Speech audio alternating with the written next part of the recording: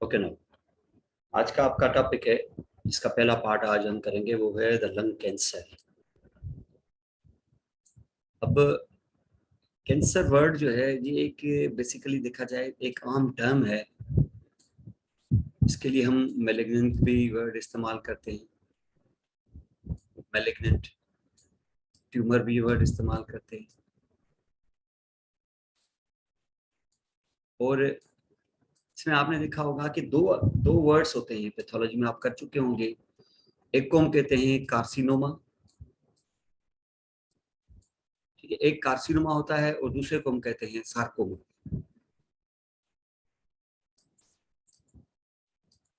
तो कार्सिनोमा और सार्कोमा, इसमें थोड़ा सा आपको समझना होगा कि इनका इनका क्या डिफरेंस क्या है। ये जो बात अभी हो रही है हमारी लंग कैंसर की, वो मोस्टली कार्सिनोमा होते हैं। ये कार्सिनोमा है। अब वो अगेंस्ट सार्कोमा, ये दोनों समझने होंगे वर्ड्स आपको। अब देखें, ये जो पूरा लंग आप देख रहे हो, इसके ये है ब्रोंका है, ये ट्रेकिया है, ये मेन ब्रोंकस है, ये मेन ब्रोंका है लेफ्ट और राइट। ये अंदर जब जाएंगे तो सेकेंडरी ब्रोंका है, क्योंकि 3 लोब्स हैं तो 3 में।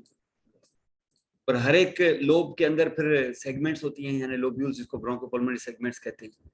तो वहां पर वो फिर टर्शियरी सेगमेंट्स में, और उसके बाद होते होते कोई 15-16 टाइम्स डिवाइड होके आखिर में वो बबल्स की तरह बन जाते हैं, इसको हम एल्विला कहते हैं। तो जैसे ही यहाँ से एयर इंटर होगी, वो आखिर में एल्विला तक पहुंचेगी। और जो टिश्यू एयर को टच करता है, उसको हम एपिथेलियम कहते हैं। भले वो ब्रोंका में हो, ब्रोंक्यूल्स में हो, चाहे एल्विला हो। एल्विला में तो होता ही सिर्फ एपिथेलियम है, उसके अलावा कोई टिश्यू नहीं होता। उसको हम एपिथेलियम कहते हैं। तो जाहिर है हमारे पास एपिथेलियम ही नहीं है। एपिथेलियम ही नहीं, एपिथेलियम के अराउंड टिश्यू भी तो है ना, दूसरा कनेक्टिव टिश्यू, जैसे कार्टिलेज है, मसल है, बहुत सारी चीजें। उसको हम कहते हैं यहाँ पर एपिथेलियम, उसको हम कहते हैं कनेक्टिव टिश्यू। तो ट्यूमर यानी कैंसर कनेक्टिव टिश्यू का भी तो हो सकता है, क्योंकि वहाँ ब्लड वेसल्स भी, लिम्फेटिक्स भी, उनके कैंसर भी हो सकते हैं। कनेक्टिव टिश्यू का कैंसर भी हो सकता है। लेकिन ये जो एपिथेलियम है लंग के अंदर, इसका कैंसर सबसे ज्यादा होता है, क्योंकि एक्सपोजर ज्यादा है। वो टॉक्सिन्स, वो जो काज है, वो जो उसके उसके मसाइल हैं, उसके उसका एक्सपोजर ज्यादा है, टच में वो ज्यादा है।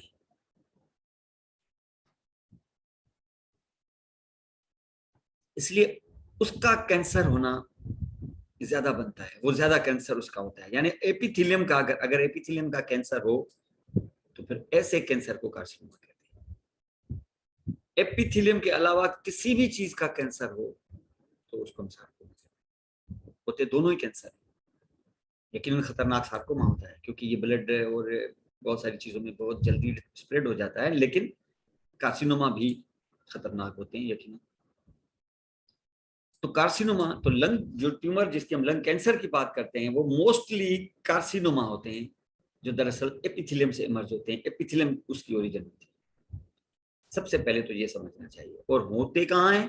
होते हैं या तो किसी मेन ब्रोंकस के एपिथेलियम में ट्यूमर हो जाए, आगे चल के किसी छोटे वाले ब्रोंका में हो जाए, ब्रोंक्यूल्स में हो जाए, यहाँ ये हो सकता है। मुख्तलिफ किस्म के ट्यूमर्स मुख्तलिफ जगहों पे होते हैं। लेकिन जाहिर है आप खुद सोच सकते हो कि ये एक बहुत ही डेंजरस डिजीज है।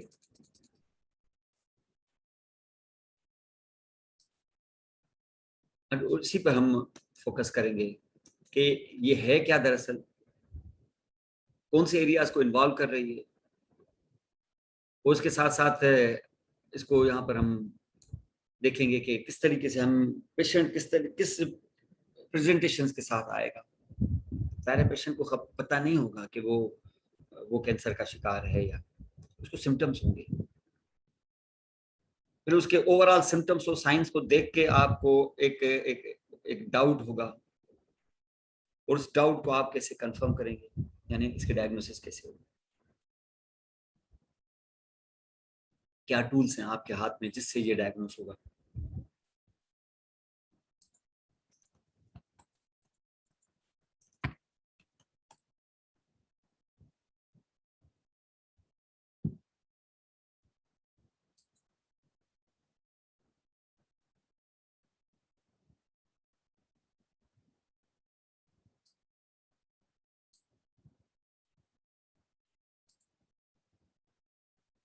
सॉरी, थोड़ा सा डिस्कनेक्ट हो गया था, प्लीज दोबारा मुझे चैट में बताएं। अभी आपको वॉइस वगैरह और साउंड ये क्लियर सुनाई दे रही? इस वक्त इंट्रोडक्शन लिखा हुआ होगा स्क्रीन पर, चैट में मुझे जरा जवाब।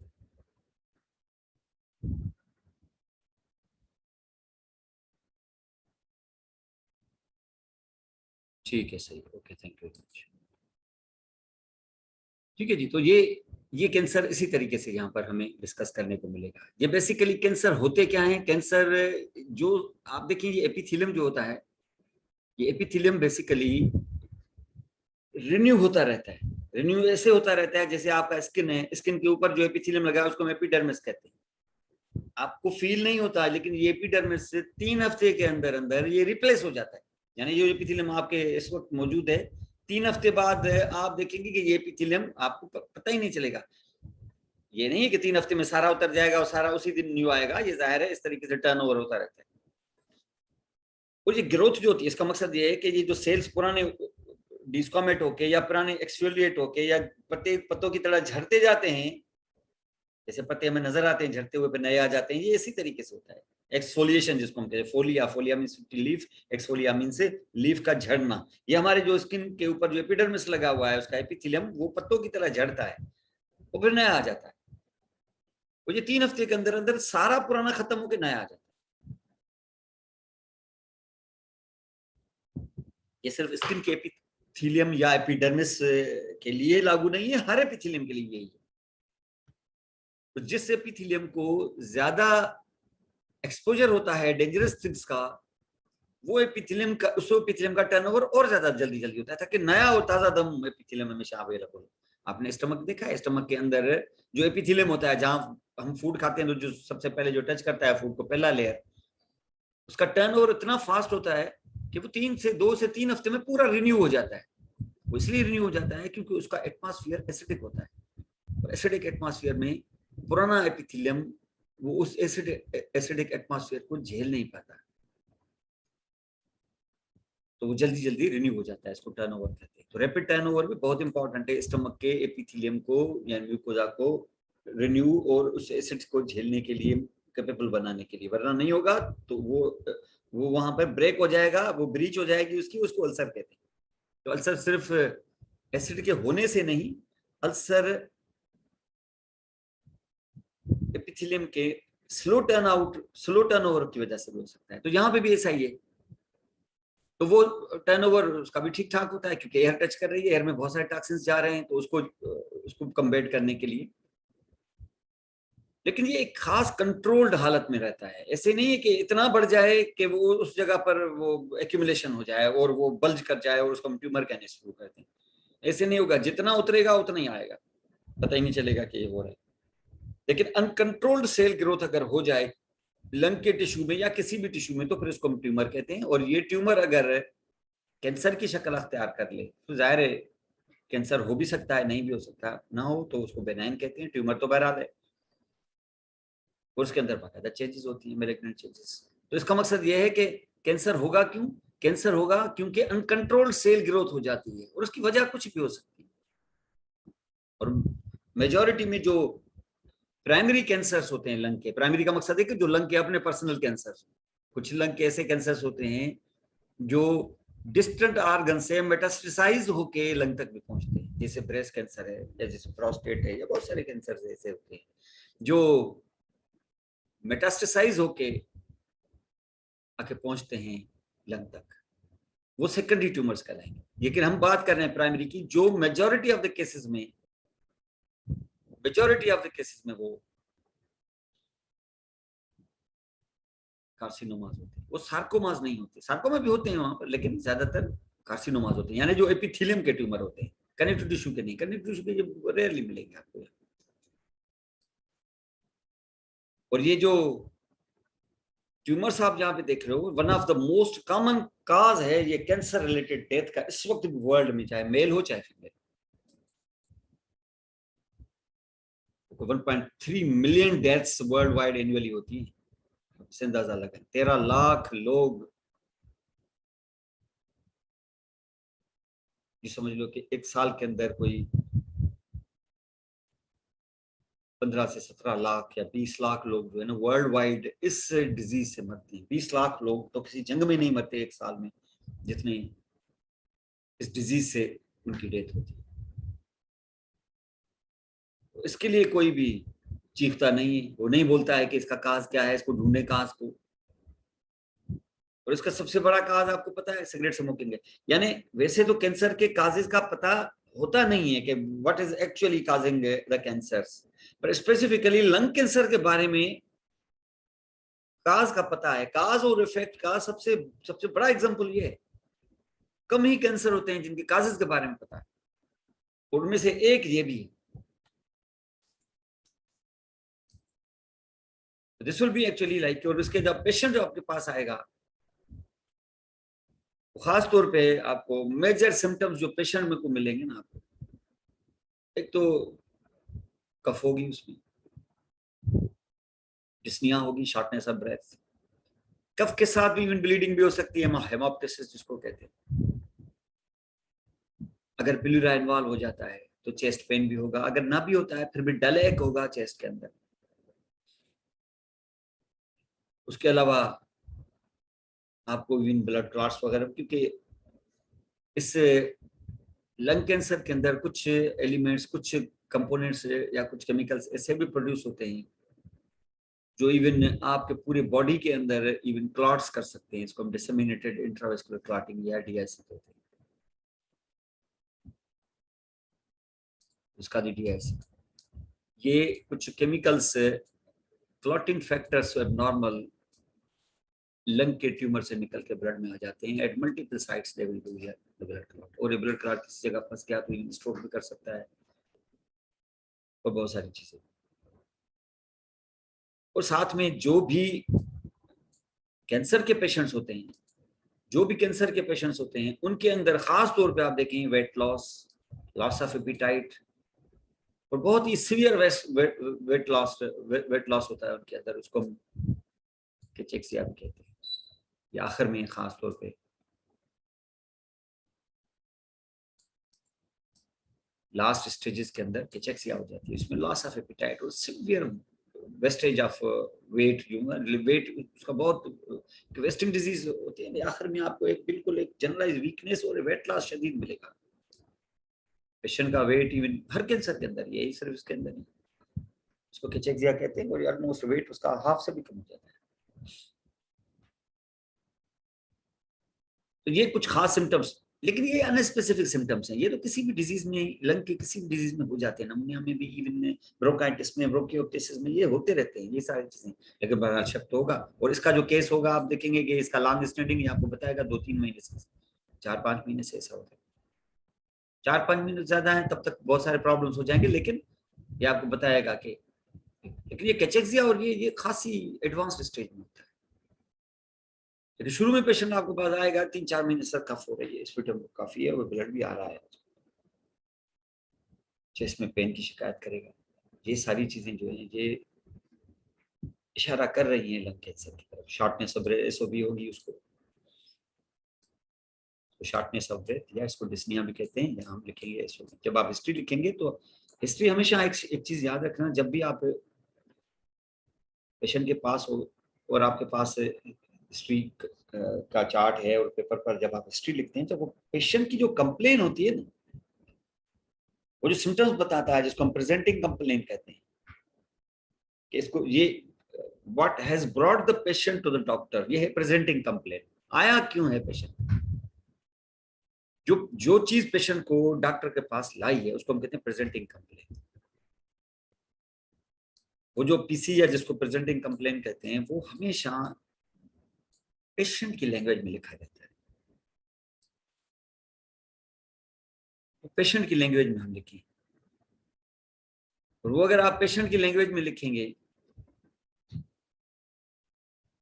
तो अगर आपको पेशेंट कहे कि मुझे सांस मेरी फूल जाती है, मेरी सांस में मुझे तकलीफ होती है, तो आप उसको डिस्निया नहीं लिखेंगे।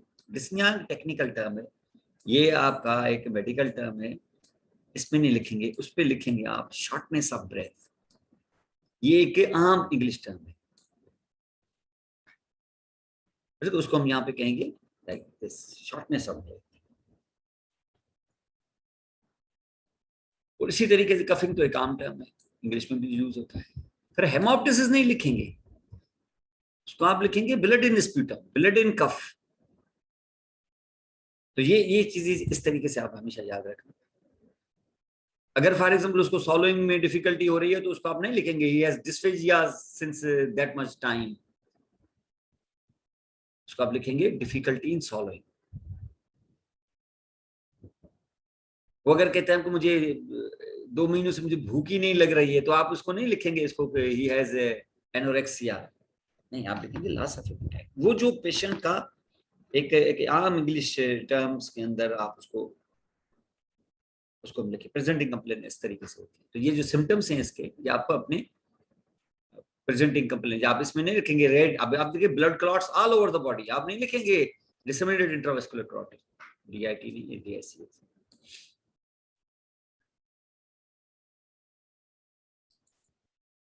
तो पेशेंट को इस तरीके से यहाँ पर इसके जनरल सिम्टम्स मैंने बताया इस तरीके से यहाँ पर। उसके बाद आप देखें कि इसका खास तौर पे इसकी जो क्लासिफिकेशन है ये बहुत इंपॉर्टेंट है, और इस क्लासिफिकेशन में इसके 2 मेन टाइप्स इनको बिल्कुल डिस्टिंग्विश किया गया है। और ये क्यों बता रहा हूँ क्लासिफिकेशन, ये just academic point of view से नहीं है कि आपने पेपर में लिखना है इसलिए क्लासिफाई करते हैं, क्योंकि ये क्लासिफाई होना बहुत जरूरी है, क्योंकि दोनों जो मेन टाइप्स मौजूद हैं इस वक्त, एक ये हिस्टोपैथोलॉजिकली इनको डिस्टिंग्विश किया जाएगा। इसका मकसद है कि बायोप्सी आप लेंगे तो हिस्टोपैथोलॉजिस्ट बताएगा कि इन दोनों में से ये कौन सा टाइप है, और ये किए बगैर आप आगे बढ़ेंगे ही नहीं, क्योंकि दोनों की ट्रीटमेंट बिल्कुल डिफरेंट है, दोनों का प्रोग्नोसिस डिफरेंट है, दोनों की एक स्ट्रेटेजी बिल्कुल डिफरेंट है। आप अपनी मर्जी से अंदाजे से ऐसे नहीं करेंगे। जैसे हेमीप्लेजिया होता है, जैसे स्ट्रोक होता है, स्ट्रोक एक वो होता है जिसके अंदर सेरिब्रल आर्टरी के अंदर क्लॉट आके फंस जाता है, या वहां जो पहले से क्लॉट था या उधर एथेरोस्क्लेरोसिस था उसके अंदर हेमरेज हो जाती है, या एम्बुलेंस कहीं से आके उस वेसल को ब्लॉक कर देता है, तो इससे हो जाती है वहां पर सेरिब्रल इंफार्क्शन, यही स्ट्रोक है। एक स्ट्रोक वो होता है जो क्लॉट से नहीं, जो थ्रोम्बस से नहीं, एम्बुलेंस से नहीं, वो आर्टरी के रप्चर होने से होता है, वो भी स्ट्रोक है। लेकिन दोनों स्ट्रोक्स में फर्क है। वो है जो पहला था थ्रोम्बस वाला एम्बुलेंस वाला, वो है थ्रोम्बोएम्बोलिक फिनोमेना वाला, उसको हम कहते हैं इस्कीमिक स्ट्रोक।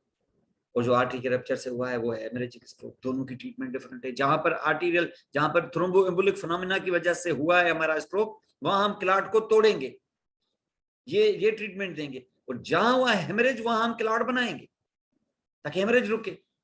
तो दोनों की ट्रीटमेंट आप देखिए बिल्कुल उलट है एक दूसरे से। इसका मकसद है कि स्ट्रोक का जैसे पेशेंट आएगा, जब तक सीटी स्कैन आपके हाथ में नहीं होगा आपको पता ही नहीं चलेगा, क्योंकि सिम्टम्स तो दोनों के एक जैसे, दोनों में हेमीप्लेजिया है। तो सिम्टम्स आपको, और दोनों ही में आपको पेशेंट को अनकॉन्शियस नजर आएगा, लॉस ऑफ कॉन्शियसनेस होगी, और ये सारी चीजें यहाँ पर, और दोनों ही सडनली होते हैं, तो आपको तो पता ही नहीं चलेगा कि ये है क्या। इसलिए पहले सीटी स्कैन। तो यहाँ पर भी पहले ट्रीटमेंट होगी, पहले उसकी स्टेजिंग, उसके टाइप का पता चलेगा। एक जो टाइप होती है उसको हम कहते हैं स्मॉल सेल कार्सिनोमा, SCLC, और दूसरे को हम कहते हैं non small cell carcinoma, lung carcinoma, वो है नॉन SCLC। जो ये नॉन स्मॉल सेल कार्सिनोमा आते हैं ऑलमोस्ट 85% ये होते हैं, स्मॉल सेल वाले 15%। ये तो कैंसर अच्छी चीज नहीं, लेकिन फिर भी शुक्र है कि नॉन स्मॉल वाले सबसे ज्यादा है, क्योंकि इनकी दोनों की ट्रीटमेंट अलग अलग है। इसकी ट्रीटमेंट सर्जिकली अवेलेबल है, सर्जिकली आप इसको ट्रीट कर सकते हो। डिपेंड करता है कि इसकी स्टेजेस क्या है, कौन सी स्टेज में पेशेंट आ रहा है। इसकी 4 स्टेजेस होगी, दिखाता हूँ। यहाँ तो ये इतना तेज होता है कि स्टेजेस तो दूर की बात है। ये पेशेंट जब आपके पास आता है तो ये ऑलमोस्ट मेटास्टेसाइज हो चुका होता है, तो फिर तो इसकी स्टेजेस का कोई सिलसिला ही नहीं होगा। इसका तो फिर सर्जिकली अमेनेबल नहीं है, ये इसको सर्जिकली ट्रीट नहीं करते, इसको फिर कीमोथेरेपी और रेडियोथेरेपी से करते हैं। रेडियोथेरेपी कीमोथेरेपी इसमें भी करते हैं, लेकिन यह है कि सर्जिकली इसको रिमूव किया जा सकता है अगर स्टेज उसकी अर्ली स्टेज है तो इसकी प्रोग्नोसिस न होने के बराबर है। इसको किसी जमाने में छोटे, इसके हिस्टोपैथोलॉजिकली आप जब देखोगे तो इसके जो सेल्स होते हैं छोटे छोटे सेल्स होते हैं। इसको हम अमूमन कहते हैं, किसी जमाने में कहते थे इसको ओट सेल कार्सिनोमा, ओट सेल, इसको ओट सेल कार्सिनोमा कहते हैं। तो इसकी ग्रोथ बहुत ही फास्टर होती है, जबकि इसकी ग्रोथ इतनी फास्टर नहीं होती। अब ये जो यहां पर हमने दिखाया आपको,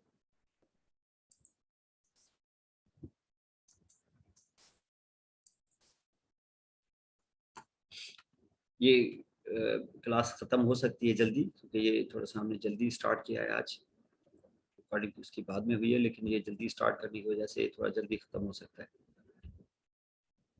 तो हमारा सेकंड पार्ट थोड़ा सा लंबा हो जाएगा, सेकंड पार्ट हम इंशाल्लाह कल करेंगे। इसके कॉमन काजेस जो आपने देखे, इसमें कॉमन काज, इसका सबसे बड़ा जो इसका काज है वो है tobacco smoke. Tobacco smoke is, ये इसका बिगेस्ट काज, यूं समझ लो कि वरना तो कैंसर उमूमन हमने देखा कि उनके काजेस का पता नहीं होता है, लेकिन ये सबसे बड़ा काज जो है टोबैको स्मोकिंग। अगर स्मोकिंग, अगर टोबैको स्मोकिंग, खासतौर पर टोबैको वो जो सिगरेट में, सिगरेट स्मोक, सिगरेट स्मोकर्स अगर सिगरेट छोड़ दें तो कैंसर आधे से ज्यादा इनका इंसिडेंस कम हो जाएगा। लेकिन उसके बावजूद जो नॉन स्मोकर्स होते हैं उनमें भी 15% चांसेस होते हैं। तो नॉन स्मोकर जो पैसिव स्मोकिंग करते हैं, यानी पैसिव मकसद उन जगहों पे रहते हैं जहाँ पे सिगरेट का स्मोक होता है, उनके अंदर अगर जेनेटिक प्रॉब्लम्स हो, साथ में कुछ और फैक्टर्स भी हों जैसे रेडॉन गैस, एस्बेस्टोस वगैरह और एयर पोल्यूशन हो, तो उनके अंदर भी 15% केसेस उनके भी होते हैं। तो 85 में 15 तो वो रेशो है, बाकी 70% जो जस्ट स्मोकर्स। तो काज में सबसे बड़ा काज तो ये होगा। सेकंड बड़ा काज है वो रेडॉन गैस है, इसको मैं आगे चल के बताता हूँ। इसको डायग्नोस आप कैसे करेंगे, पता तो चल गया है, पेशेंट तो आ गया आपके पास। उसका सबसे पहले आप चेस्ट एक्सरे कराएं। पहला काम जो है, लंग में कोई भी प्रॉब्लम हो ना, कोई भी आपको शक हो कि रेस्पिरेटरी सिस्टम का प्रॉब्लम है, देरी नहीं करे, पहला काम सिंपल एक चेस्ट एक्सरे करा दें, टीएवी और लेटरल भी। एकदम से कुछ ना कुछ आपको वहां मिल भी सकता है, कोई पॉजिटिव फाइंडिंग कोई है। आप देखिए यहाँ पे एकदम से ये एक्सरे आपके हाथ में आ जाए और ये देखें आप यहाँ पर, तो खुद सोच सकते हैं। अगर ये क्लियर है बिल्कुल, तो इसका मकसद है कि इतना जाने की फिलहाल जरूरत शायद न पड़े आपको, लेकिन ये शक आपको है इसको प्रॉब्लम है जरूर, एक्सरे में आई नहीं है, तो चेस्ट एक्सरे के बाद फिर आप उसकी सीटी स्कैन करा सकते हैं। सीटी स्कैन के बाद फिर उसमें भी अगर कभी नहीं आता है ना, तो फिर एक और स्कैन होता है, इसको हम कहते हैं पेट स्कैन। ये पॉजिट्रॉन एमिशन टोमोग्राफी। इसमें तो बाकायदा आपको हर चीज का पता चल जाएगा कि इसकी साइज कितनी है, इसको कहाँ से रिसेक्ट किया जा सकता है, इसकी सर्जिकली किस तरीके से ठीक करेंगे, क्या होगा, कहाँ से काटना है, ये सारे डिटेल्स सुना है। खासतौर पे जब सर्जरी करनी है तो पेट स्कैन कराना। लेकिन यहां तक तो पता चल जाएगा। अब है किस टाइप का, इसको करने के लिए फिर आप करते हैं वहां पर बायोप्सी, ब्रोंकोस्कोपी करके वहां से टिश्यू ले लेते हैं। तो बायोप्सी और सीटी स्कैन गाइडेड, ब्रोंकोस्कोपी और सीटी स्कैन गाइडेड आप बायोप्सी करेंगे, क्योंकि इससे तो पता चलेगा ना कि स्मॉल सेल कार्सिनोमा है कि नॉन स्मॉल सेल, क्योंकि दोनों की ट्रीटमेंट अलग है। स्मॉल सेल कार्सिनोमा में इट्स वेरी वेरी डिफिकल्ट कि पेशेंट आपके पास उस टाइम पर आए जब उसको सर्जिकली रिमूव किया जा सकता है। वो इतना तेजी से ग्रो करता है कि पेशेंट जब तक आपके पास आया है तब तक वो मेटास्टेसाइज हो चुका होगा, और ऐसी हालत में फिर आपको सर्जिकल ट्रीटमेंट उसकी पॉसिबल नहीं रहती। फिर सिर्फ आप उसको कीमोथेरेपी और रेडियोथेरेपी रखेंगे ताकि थोड़ा साइज कम हो जाए, थोड़ा वो ग्रो ज्यादा ना करे, वो सिम्टम ज्यादा ना हो, लेकिन उसके प्रोग्नोसिस बहुत ही पुअर प्रोग्नोसिस है उसकी। Small cell carcinoma is more dangerous, इससे पूछा जा सकता है। तो एक डॉक्टर को, एक फिजियोथेरेपी के स्टूडेंट को ये पता होना चाहिए कि ये किस तरीके से, यहाँ पर स्मॉल सेल और नॉन स्मॉल सेल में क्या फर्क है। तो प्रोग्नोसिस डिपेंड करती है किस पे, प्रोग्नोसिस डिपेंड करती है हिस्टोलॉजिकल टाइप पे, और सिर्फ टाइप पे नहीं। ऐसा नहीं है कि नॉन स्मॉल सेल है तो डरने की कोई बात नहीं है, वहां पर स्टेज पे डिपेंड करता है। एक क्लासिफिकेशन होती है जिसको हम कहते हैं TNM क्लासिफिकेशन। ये आप नहीं करते, मकसद है कि TNM क्लासिफिकेशन है स्टेजिंग एंड ग्रेडिंग। स्टेजिंग में आप एग्जामिन करते हो, एग्जामिनेशन से आपको पता चलता है। ग्रेडिंग हिस्टोपैथोलॉजिकल व्यू है जो हिस्टोपैथोलॉजी वाला देगा, जो बायोप्सी आप भेजते हैं। ये स्टेजिंग है। स्टेजिंग में क्या, टिश्यू कितना इन्वॉल्व है, तो चेस्ट एक्सरे में और CT स्कैन में आपको पता चल जाता है डॉक्टर।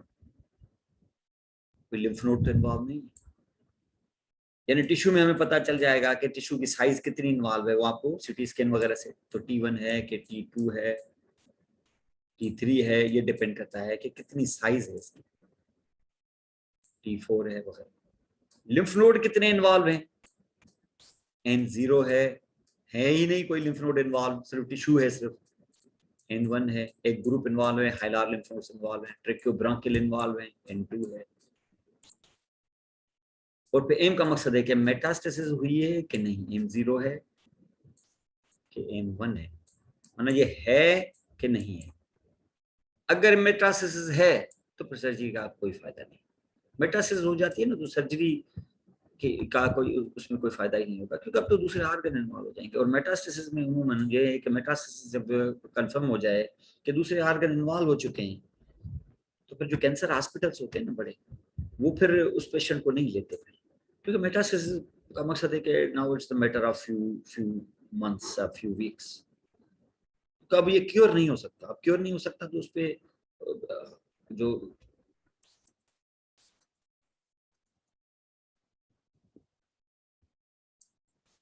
से तो वो क्योर नहीं हो सकता। और अगर क्योर नहीं हो सकता तो फिर कैंसर हॉस्पिटल वाले उस पर ज्यादा इन्वेस्ट नहीं करते, वो ज्यादा खर्चा उस पर नहीं करते। उनको बोलते हैं बस ये जनरल हॉस्पिटल में होते हैं, और वहाँ पर ये सिर्फ उसके सिम्टम्स वगैरह जो होते हैं वो सिर्फ उसको पैलिएटिव ट्रीटमेंट, जिसको हम कहते हैं पैलिएटिव ट्रीटमेंट, जस्ट सिम्टम्स की ट्रीटमेंट। कफ है तो कफ को ठीक कर, प्लूरल इफ्यूजन है तो प्लूरल स्पेस से फ्लूइड को रिमूव कर दो, बस वो दोबारा आ जाएगा। डिस्निया है तो उसको ठीक करो, नेबुलाइज करो, ये चीजें वो तो जनरल हॉस्पिटल में हो सकती है। स्पेसिफिकली अब ट्यूमर की कोई ट्रीटमेंट अब नहीं है उनके हाथ में, वो फिर वापस भेज देते हैं। एक दफा आप पेशेंट भेजेंगे ना उसको अगर आप पेशेंट की हिस्ट्री रिपोर्ट वो भेजेंगे, वो मेटास्टेसिस देख लेंगे, तो वो सारे इन्वेस्टिगेशन बांध के उसको दे देंगे तो भाई अब ये केस यहाँ का नहीं। जिन शौकत खानम भी आप भेजेंगे ना पेशेंट को, तो वो शौकत खानम वाले भी उसको रिस्पेक्ट से वापस कर देंगे, सिंपैथेटिकली उसको उसके अटेंडेंट से उनको समझा देंगे कि वो पेशेंट की लाइफ सिर्फ आपको 4-5-6 हफ्ते 8 हफ्ते आप उसको घर पे रखें, या फिर अगर जरूरत पड़े तो उसको हॉस्पिटल में एडमिट करें और वहाँ पर वो थोड़ा सा ट्रीटमेंट पैलिएटिव करके उसको ज़्यादातर आप कंफर्टेबली अपने घर पे ही रखें।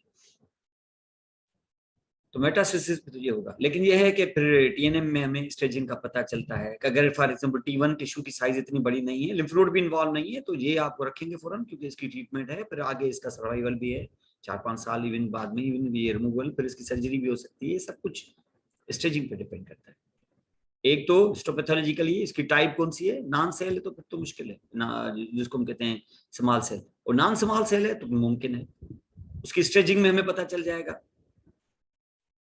फिर उसकी ट्रीटमेंट अवेलेबल है, जैसे सर्जरी है, कीमोथेरेपी है, रेडियोथेरेपी है, ये सारी चीजें यहाँ पर ये सब हो सकता है। तो depending on the stage we have the treatment.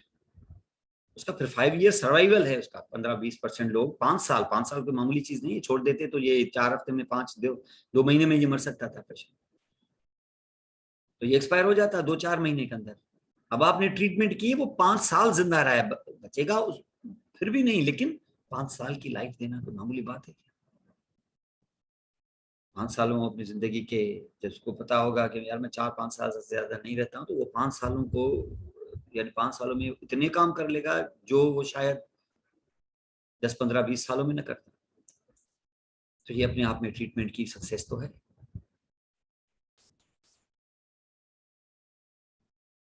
से तो ये अभी मैंने बताया आपको कि इसकी जो क्लासिफिकेशन है, इसकी इंपॉर्टेंस बहुत है clinical management point of view से। तो मेजर जो इस वक्त प्रिवेलेंट जो हैं, इसके 2 टाइप्स, उसमें से एक टाइप आपको अभी बताया मैंने, स्मॉल सेल कार्सिनोमा। और स्मॉल सेल कार्सिनोमा में फिर 2 टाइप्स के कार्सिनोमास होते हैं, एक squamous cell carcinoma, squamous cell lung carcinoma, दूसरा एडिनो कार्सिनोमा।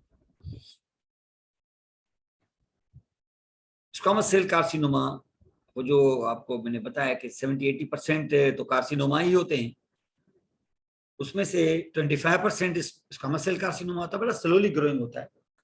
पेशेंट इसलिए सिर्फ कफ हॉस्पिटल से चलते रहते हैं और बहुत सालों बाद आते हैं, महीनों तक चलता है और उसके बाद मुश्किल से वो इतना स्लोली चलता है।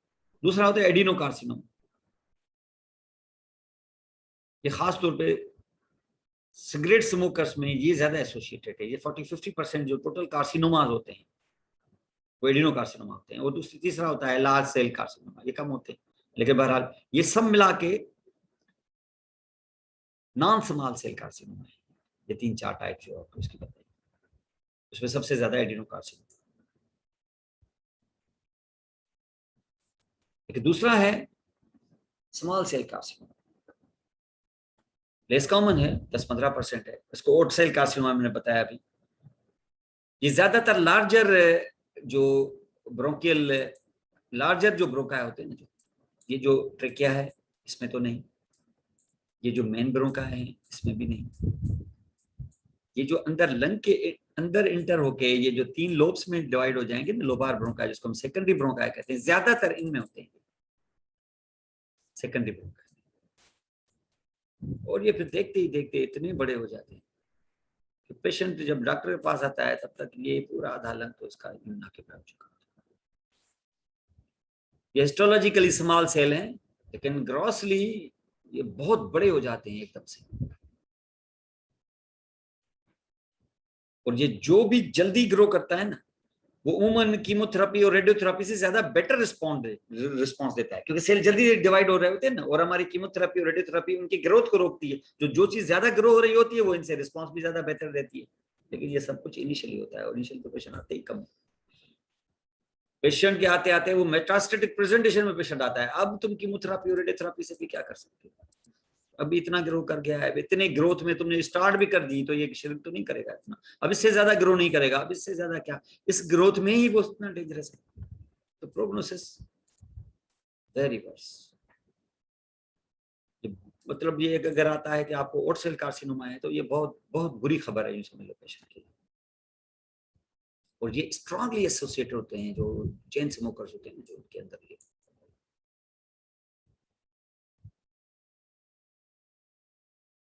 तो ये ज्यादातर या तो उन प्राइमरी ब्रोंकाई बड़े वाले में या फिर ज्यादा से ज्यादा सेकेंडरी भी, इनमें ज्यादा होते हैं।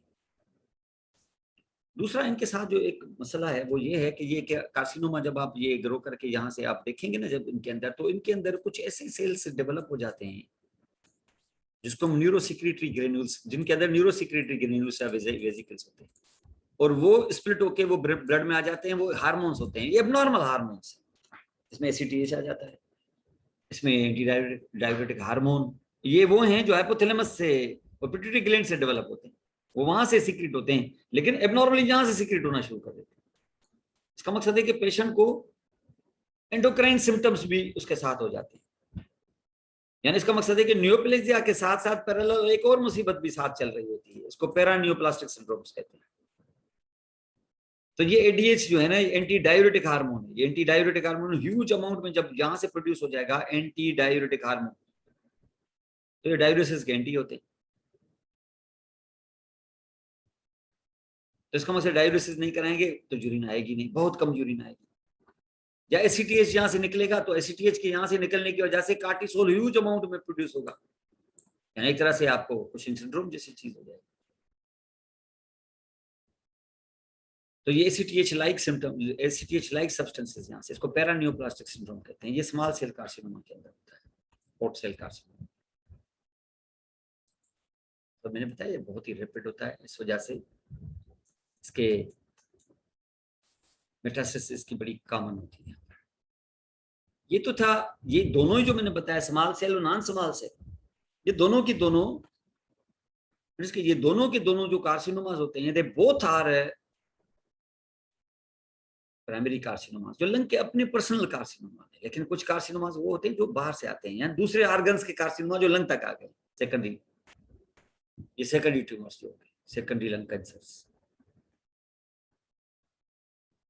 और इसके अंदर जो आप यहाँ पे देखोगे तो इस किस्म के जो कैंसर्स होते हैं ये फिर जब आप लंग देखेंगे ना यहाँ पर, तो लंग के अंदर जो उम्मन यहाँ पर आप देखोगे इसकी कैरेक्टरिस्टिक अपीयरेंस होती है यहाँ पर। तो चेस्ट के अंदर बड़ा सा राउंड मास आपको ऐसे ऐसे, ये नहीं कि ये इधर उधर आपको 2-4 इस जगह पे आपको ऐसे मिलेंगे, ये बड़ा राउंड मास यहाँ पर, ये मेटास्टेटिक।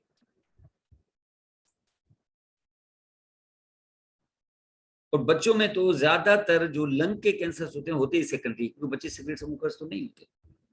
और सिगरेट स्मोकिंग वैसे नहीं कि सिगरेट आपने पिया और हो गया, ये सिगरेट स्मोकर्स खासतौर पे जो ईयर्स तक के चेन स्मोकर्स जो सिगरेट स्मोकिंग करते रहते हैं या उस एटमॉस्फेयर में रहते हैं जहां पर सिगरेट बहुत ज्यादा पी जाती है, तो ये पैसिव स्मोकर्स होते हैं। उन्होंने कभी सिगरेट मुंह पर नहीं लगाया होता, लेकिन सिगरेट लगाए न लगाए स्मोक तो उसके अंदर गया है। तो ये यहाँ पर मौजूद होगा चिल्ड्रेन के अंदर, मैंने बताया इस तरीके से। लेकिन ये जो प्राइमरी वाले कार्सिनोमास होते हैं ये खुद भी तो मेटास्टाइज हो सकते हैं, ये किसी आर्गन से मेटास्टाइज होके जहां पहुंचा ये तो है ही, जो सेकेंडरी है। लेकिन ये जो प्राइमरी है ये भी तो कहीं और जा सकता है, तो इनकी मेटास्टाइज प्राइमरी की भी होती है, खास तौर पर उन आर्गन्स पे ज्यादा होगी जहां ब्लड सप्लाई ज्यादा है। क्योंकि कार्सिनोमा बेसिकली लिम्फेटिक्स में पहले जाता है, क्योंकि वो एपिथेलियम का ट्यूमर है और एपिथेलियम एवेस्कुलर होता है, इसलिए वो सीधा ब्लड में नहीं जाता। इनिशियली वो जो इनिशियल स्प्रेड अगर उसकी हुई मेटास्टेसिस तो वो होगा लिम्फेटिक्स में होगा, लेकिन लिम्फेटिक्स आखिर में लिम्फ नोड से होते होते बिलाखिर वो सिस्टमिक सर्कुलेशन में तो आते ही। वो फिर ये इन्वॉल्व करता है किसको, खासतौर पर जहां सर्कुलेशन ज्यादा है, तो एड्रिनल ग्लैंड के अंदर, लिवर के अंदर, ब्रेन के अंदर, बोन मेरो के अंदर मेटास्टेसिस हो जाती है इसकी। मैंने बताया ना, एक दफा मेटास्टेसिस हो गई अगर, तो हम उसको स्टेजिंग में एग्जामिनेशन के दौरान ही हम उसको M1 तो लिख लेंगे। M1 का पेशेंट अब एक जनरल हॉस्पिटल में ट्रीट होगा, अब वो किसी कैंसर हॉस्पिटल में ट्रीट नहीं होगा, क्योंकि मेटास्टेसिस हो गई तो फिर अब समझ लो कि खेल ऑलमोस्ट खत्म है। ये फिर अब आखिरी ओवर्स का गेम चल रहा होगा, बस few weeks, the matter of few weeks.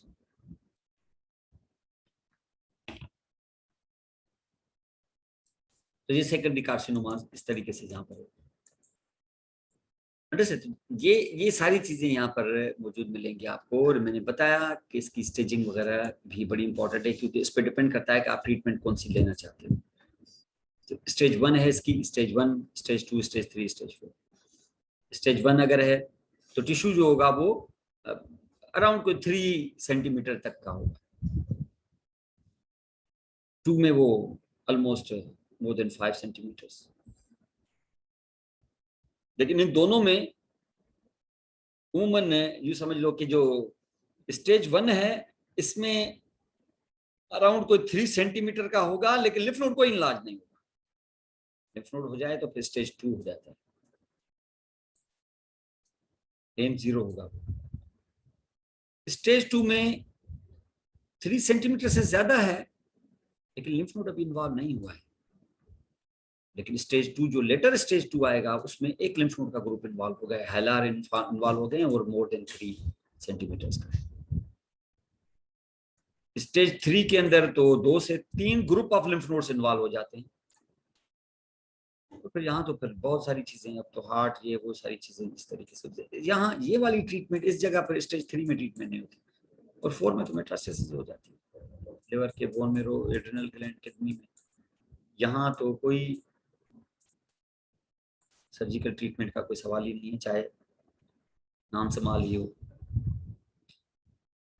और स्टेज 3 में भी इवन आपको ट्रीटमेंट यहाँ पर ऑलमोस्ट न होने के बराबर है। स्टेज 2 में जहाँ नो लिम्फ नोड्स हैं जहाँ पर ये वाली, तो स्टेज 2 और ये जो चीज है स्टेज 1 में, यहाँ अगर आ गया पेशेंट, इसका मतलब स्टेजिंग बहुत इंपॉर्टेंट है। और इससे भी इंपॉर्टेंट जो है वो बायोप्सी से, स्टेजिंग तो हम क्लिनिकली करते हैं, ग्रेडिंग और हिस्टोपैथोलॉजिकल जो उसका टाइप है वो आपको हिस्टोपैथोलॉजी वाला देते हैं, ब्रोंकोस्कोपी के थ्रू हम उसकी बायोप्सी ले लेंगे।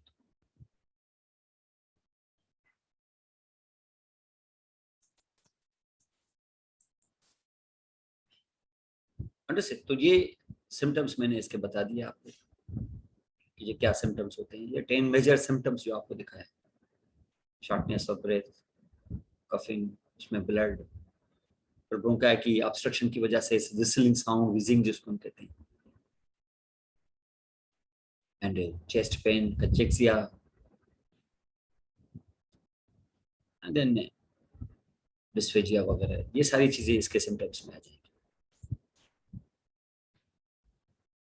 इसको आगे बताऊंगा कि एक चीज और होती है कि अगर अपेक्स में प्रॉब्लम हो जाए तो हो जाता है वहां पर हार्नस सिंड्रोम। ये बताएंगे कि हार्नस सिंड्रोम क्या है, इसमें थोड़ा टाइम लगेगा, वो समझना पड़ेगा। ऐसे नहीं कि पेनकास ट्यूमर, इसको ऐसे ट्यूमर को पेनकास ट्यूमर को, इस पे हम डिस्कस करेंगे, ये हमारी अगली क्लास होगी इंशाल्लाह।